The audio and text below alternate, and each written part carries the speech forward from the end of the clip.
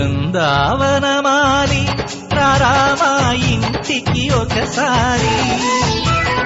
అలిగి చెలరేగి చెయ్యాలి అల్లి పిల్లి కొంటే అల్లరి వెన్నెల ముగ్గుల దారులు వేసినదందుకే